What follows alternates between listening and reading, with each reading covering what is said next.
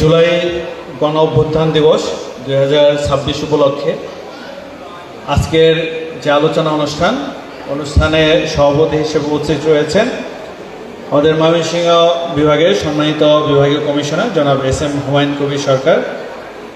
উপস্থিত রয়েছেন আমাদের ময়মনসিংহ রেঞ্জের সম্মানিত ডিআইজি জনাব মোহাম্মদ জাহিদুল হাসান বিপিএম সেবা স্যার। উপস্থিত রয়েছেন সম্মানিত জেলা প্রশাসক ময়মনসিংহ জনাব মোহাম্মদ সাইফুর রহমান।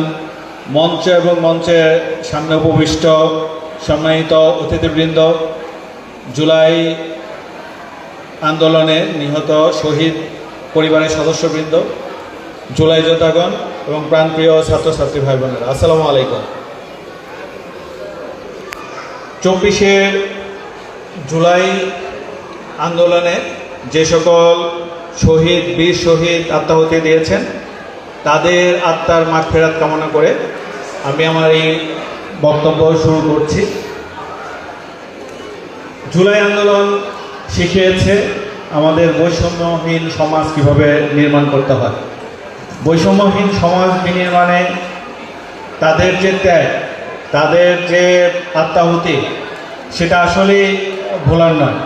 আমাদের সম্মানিত প্রশাসক মহোদয়, ময়মনসিংহ সিটি কর্পোরেশনের প্রশাসক মহোদয় বলে গিয়েছেন যে আমাদের যে এই আন্দোলন যেটা ছিল আপামর জনগণের, সেই আন্দোলন যেন কোনো বিশেষ গোষ্ঠী কক্ষিগত করতে না পারে, সেই প্রচেষ্টা যেন আমাদের মধ্যে থাকে।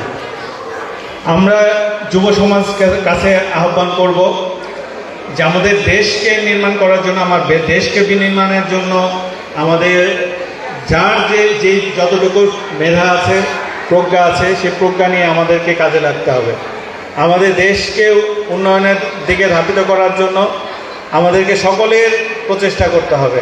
আমাদের যেই কাজে আছি, আমার সেই কাজটাই যদি আমি সঠিকভাবে করতে পারি, সঠিকভাবে আমরা করি, আমার উপরে যে দায়িত্বটা রয়েছে সেই দায়িত্বই যদি সঠিকভাবে করি, যার যে কাজ, একজন শিক্ষার্থীর যে কাজ সঠিকভাবে পড়াশোনা করা, একজন রিক্সা চালকের যে কাজ সঠিকভাবে রিক্সা চালনা করা, কিংবা আমার একজন পুলিশ সুপার হিসেবে এই শহরের এই জেলার আইন শৃঙ্খলা নিয়ন্ত্রণে রাখা যেই কাজ, আমাদের প্রত্যেকের কাজটাই যদি আমরা সঠিকভাবে পালন করি, সেটি হবে আমাদের প্রকৃত দেশপ্রেম। তাহলেই কিন্তু আমাদের দেশের যে উন্নয়নের চাকা ধাবিত হবে। আমাদের মাননীয় প্রধানমন্ত্রী তিনি তার প্রথমেই এক বক্তৃতায় বলেছিলেন বৈষম্যহীন সমাজ গঠনের জন্য, আইনের শাসন প্রতিষ্ঠার জন্য। আমাদের যে আইনের শাসন প্রতিষ্ঠার জন্য আমাদের প্রত্যেকের ভূমিকা রয়েছে। শুধু যে ল এনফোর্সিং এজেন্সিস শুধু ল এনফোর্স করে যাবে সেটাই না, আমরা সঠিক নাগরিক যারা রয়েছে, সুনাগরিক যারা রয়েছে, সুনাগরিক যারা আইনকে মেনে চলেন, আইন যদি মেনে চলেন তাহলে কিন্তু আইন প্রয়োগের চেয়ে একটা সুশৃঙ্খল সমাজ ব্যবস্থা, সুশৃঙ্খল আইনি কাঠামোর আইনি ভিত্তির উপরে দেশকে রাখা যাবে। আর আপনারা জানেন সুশৃঙ্খল আইন শৃঙ্খলা পরিস্থিতি একটি দেশের উন্নয়নের পূর্ব শর্ত। এই জন্য এখানে যারা রয়েছেন, উপস্থিত রয়েছেন, তাদের কাছে আমার আহ্বান থাকবে সুনাগরিক হিসেবে গড়ে তোলার জন্য। আমি যেটা মনে করি আমাদের সকলকে আইন মেনে চলা সংস্কৃতি গড়ে তুলতে হবে। কারণ আইন যদি আমরা না মেনে আইন ভেঙে চলার সংস্কৃতি করি, তাহলে কিন্তু আইন শৃঙ্খলার পরিস্থিতি, আমরা যতই বিভিন্ন সভা সেমিনারে যে বলে আইন শৃঙ্খলার উন্নতি নাই, সেটা কিন্তু হবে না। আমাদের নিজেদের আইন মেনে চলার সংস্কৃতি গড়ে তোলার কোনো বিকল্প নেই। আমাদের সঠিক সামাজিক আন্দোলন গড়ে তুলতে হবে। বিভিন্ন জায়গায় বলা হয় যে মাদকে সয়লাভ, মাদকে এই হচ্ছে সেই হচ্ছে। আমরা কিন্তু আমাদের পুলিশ বাহিনী বলেন, পুলিশে কিংবা মাদকদ্রব্য নিয়ন্ত্রণ অধিদপ্তর বলেন, সবাই কিন্তু এর জন্য কাজ করে যায়। কিন্তু আমাদের প্রত্যেকের কিন্তু সামাজিক আন্দোলনে একটা দায়বদ্ধতা রয়েছে। প্রথম শিক্ষা কিন্তু আমরা পরিবার থেকে পাই। আমরা এখন হয়তো বা পরবর্তী সময় আমরা বিদ্যালয়ে যাই, বিদ্যালয়ের শিক্ষকবৃন্দ আমাদেরকে শিক্ষা দেন, কিন্তু প্রথম শিক্ষাটা কিন্তু পরিবার থেকে আসে। আমি পরিবারের প্রত্যেকটা সদস্যের কাছে আহ্বান জানাবো আমাদের সন্তান যেন সুনাগরিক হিসেবে গড়ে ওঠে, সেই প্রচেষ্টা যেন আমাদের সবার মধ্যে থাকে।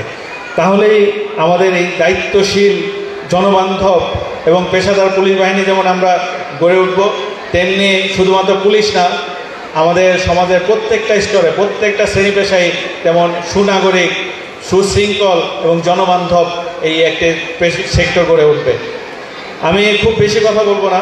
বৈষম্য এবং ন্যায়ের পথে যে জুলাইয়ের আন্দোলনটা হয়েছিল বৈষম্যহীন সমাজ গঠনের জন্য, সেই সমাজ যেন আমরা গড়ে তুলতে পারি সকলের সম্মিলিত প্রচেষ্টায়, একে অন্যের হাত ধরে আমরা সেইভাবে আমরা দেশকে এগিয়ে নিয়ে যাব, সেই চেষ্টাটা আমাদের সবারই থাকবে।